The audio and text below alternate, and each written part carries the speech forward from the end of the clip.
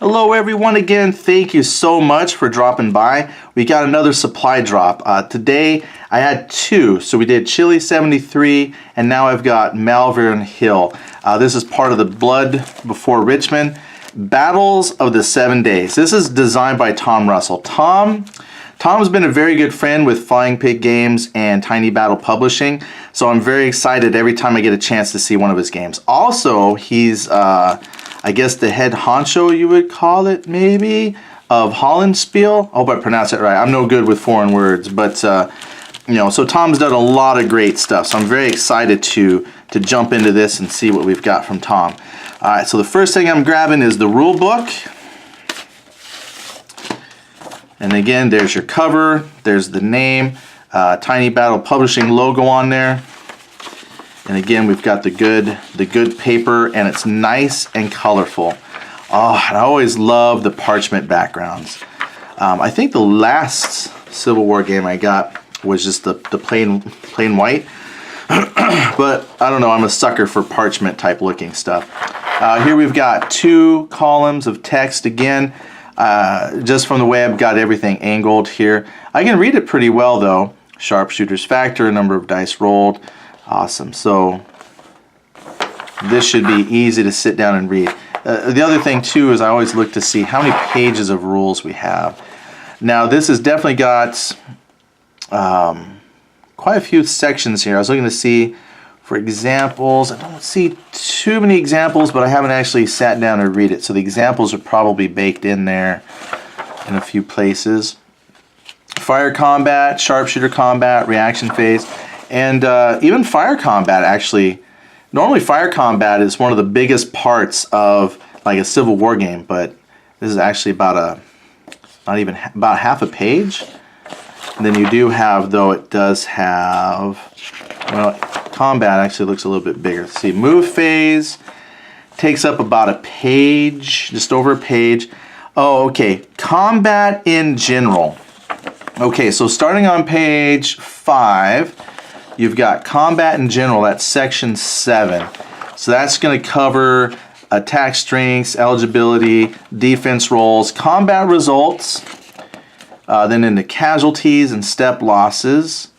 All right, so there is a bit more to combat. Then after the general rules of combat, you've got fire combat and sharpshooter section, your reaction phase, close combat phase, and then you have a charge combat, and then victory.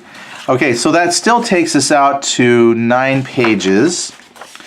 And again, well, it starts right here. I don't see a table of contents.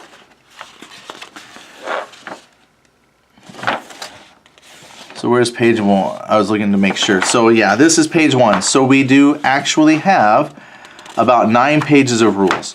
Great. Gunboat tables at the end. Looks like, let's see, that's part of the gunboat table, I think, there.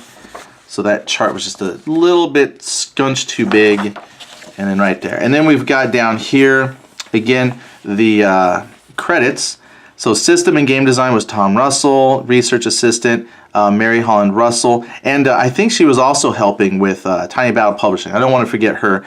But in fact, they really helped get me hooked onto gaming. They don't know that. I've never talked to them, but I've always appreciated what they've done for like Tiny Battle Publishing, and I just now need to get my hands on some of their games.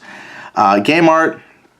Now, because I don't know anybody, I really don't know how to pronounce their names, but I think Isla, she's done game art for quite a few games, and so I always enjoy to look at her maps. So I'm going to take a look at those here in just a second. And then we got some special thanks to Hal, Mark, the Civil War Trust, and the Coast and Geodetic Survey Collection at the Library of Congress. So good. This looks like a very good set of rules then for a Civil War game. Let's take a look. We'll pull the map out first. That's what comes first here. All right. And again, let me fold this back. Oh, don't get mad at me. I'm sure someone out there is like, why are you counterfolding your map? Put it under plexi. Well, It is what it is. All right. It's how I test the wear and tear, and that holds up pretty well. Now I'm looking at the artwork, and yeah, I think this is good. One, it kind of reminds me back to the parchment type paper. Hexes are clearly defined, measuring points, the dots are pretty big. I don't design maps, but when they get kind of small like this, the dots are kind of big. I think maybe if they could, slightly smaller dot, that way it's not so overwhelming on the map. Otherwise, roads are clearly marked. You've got your terrain types here. I know clearly these are forests, and that seems to be about it. I had to look through the rules and see if the forest actually plays a part in combat. I've played in some games where the map zooms out, kind of zooms out to a point where it doesn't matter what the terrain is. But these woods are clearly defined, so I think those might matter. Plus, the rivers are real easy to see, and because they follow hex sides, that might be important too as far as affecting movement and where you can cross at. So I like it when the rivers follow hex sides and not necessarily goes right through the hex. This really lets me know for sure where the river needs to be. I'm guessing that would be a bridge. So I like this. It does have a very type of old time feel to it, like when I'm seeing these like coastline lines on the river. So very cool. I like that a lot. I think this is probably another 11 by 17. I'm not sure the map size. I'd have to look that up. I don't see. Hold on. Counters and markers. Steps. Map. Yeah, I don't see a map. The subtle change in color. That does have an elevation. So you have light, the medium, and the darkest. So that actually, good. Slopes, and then the high spots, medium spots of the slopes, and then down to the ground. Perfect. River is impassable except at the bridge. Yeah, I love it. This is a great looking map. I love it. It kind of does remind me of old parchment type maps that I've seen at the Civil War Museum that we got. We have one in town. So I live in Clarksville, Tennessee, and we have near us Fort Defiance. The fort itself is pretty much gone. All that's left is some of the ground that's kind of built up to where buildings and things used to be. And so I'm actually told my son we're going to take a Civil War game. And I'm going to take this one, might as well. I'm going to take this one down, and we're going to play this at a Civil War site, because that's always been a dream of mine. Play a Civil War game at a Civil War site. I keep saying I'm going to do that with every Civil War game I pick up. I just haven't yet. So that's the goal with this one. I want to take this down and play a Civil War game at a Civil War site. Game track, 6 turns. Now it says here coordination track. So without having read the rules, not quite sure exactly what that's going to do for us. But when we do the playthrough, I'll be able to explain what that is. So I love it. Good map. And why shouldn't I love it? I think it looks great. Maybe love is a little too strong. I really like that map. Let's see what else this is. I think this is the player aid chart. And it looks like what it is. So we've got American Civil War advertisement. And here's the series. And I believe these are all by Tom Russell. Let me see. Oh, no. Here's Sean Chick. But I don't know if that's part of the Blood Before Richmond series. Cruel Morning Shiloh, I think, was its own separate game. Now, it's a series too. Sean Chick has done a few games, and I have that one. I did like that one. He's also updated his game system, and I forget. I think he's got one coming out, or it already came out. I had to look. But he said he streamlined some combat and like unit activation, so I'd like to get back into those as well. Now, you do have here Blood Before Richmond, which again is the series, though, by Tom Russell. And I think, honestly, this is the first one I've got from Tom, and I think this is the newest one. So very excited to get my hands on that one. So anyway, that's your advertisement. So if you are a Civil War player, we actually, Time Battle Publishing has a lot of Civil War games for you to get into. And then here's your player aid chart. Looks like combat results. So there's your fire results table, close combat. Attack strength modifiers. There's not too many modifiers, but there's a few here. I don't think it should be very complicated to figure out than what you have. Then there's your turn segment. That's laid out very well. I say very well, having never played it, but it looks easy to determine and follow. Then your terrain effects chart. So we do. Terrain will play clear, forest, the uphill, the streams, the river, and road. So I have to look back at the map here. Can I tell what's a stream and what's a river? Oh yeah, I can. How about that? This really big blue line is the river. These little blue lines are the streams. Okay, got it. Figured out. All right. Resolved. Oh, sharpshooter table. Let's look at counters. This is my favorite part of any game. I am a graphics person, so I love looking at counters.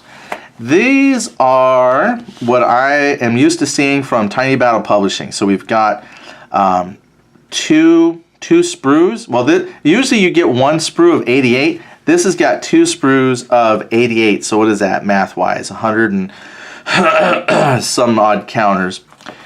They're not all double-sided. Okay, so just be aware you've got quite a few up here. Looks like your primary units are... Oh, okay, I see. So your units then are probably double-sided.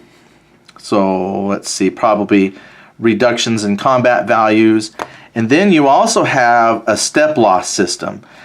So it's like, kind of made me think of like a block game. So instead of rotating your blocks or whatever, looks like as you take casualties, you can stack the steps under your counter.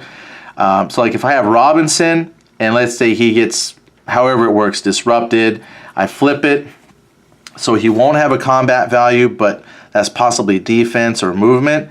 Again, I haven't looked, I'm just guessing. But then any further reductions could come from step loss, and then maybe once you hit 2 or 3 step loss, they're kaput. So that's cool. You got your step loss markers there, units up there, a couple of artillery. Then we have RF versus plus two versus in reaction fire. Could be range fire bonus maybe. Again, just taking a guess. Game turn, maybe a close combat modifier, disrupted, no attack, and then another rebel step. Must be part of the rebel sheet. Looks like the same amount of rebels, but they get more step loss. Maybe they can absorb more hits. Yeah, they have a lot more step loss. So it looks like possibly the rebels, they said the rebels, but looks like the Confederates maybe brought more troops to that particular battle, because it looks like they have a lot more step loss, and then some more disrupted. Disrupted, these admin markers then are probably used by anybody. And as I'm flipping here looking, the counters again are popping up. Oh, thank you.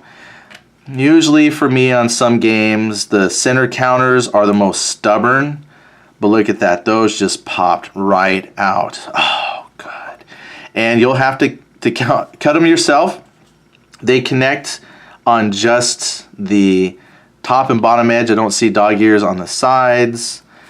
Yep, top and bottom. Oh, good. So for those who like to clip counters, there you go. Here's another 116 some odd for your collection. Let's check this side here. Punch. Oh, look at that. Oh boy, that always makes me happy. I love it when they just pop out like that. So thank you, thank you, thank you. These were cut great. And then you have your Confederate troops up here. Let's see, Anderson. So these are probably very specific leaders. I'm going to have to, someday I will understand Civil War history, and then all of this will be like, oh, sweet, we've got Ransom. Oh, cool, we got Walker. There's Mark Walker. Yeah. All the greats are here, but I really don't know who these people are. Maybe Hood, I've heard. I know.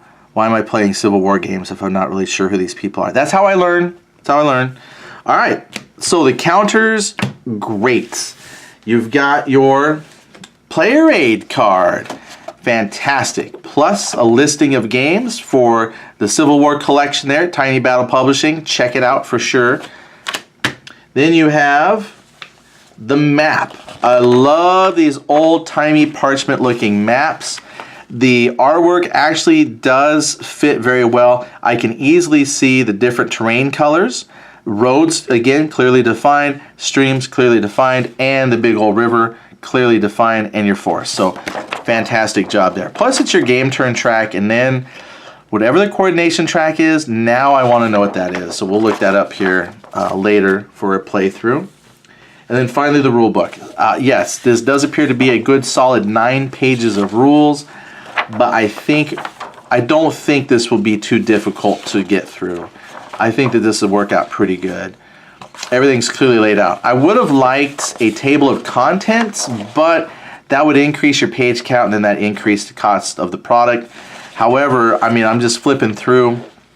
I think if you need to find something, the topping, the heading, the toppings, what would you call that?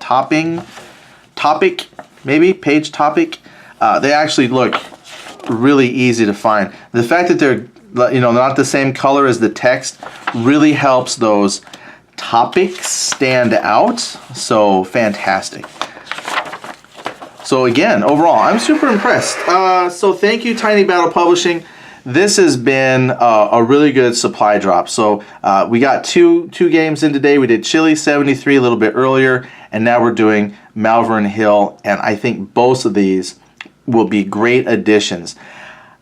I can say that, even though I haven't played it. Remember, I'm a components person, and just based on the components, I think these games look great. If you are a print and play player, that sounds right, you can go to Wargame Vault. Well, actually, if you go to Tiny Battle Publishing and look up the game, you should be able to find the link there, which will take you to Wargame Vault, and you can get these for your own if you need the digital copy. Otherwise, you know, go to Tiny Battle Publishing and get the game there. All right, hey, thanks for watching and putting up with the over-gushing of components. It just really sucked me in, and I appreciate you watching. Anyway, we'll talk to you later. Thanks a lot. Bye-bye.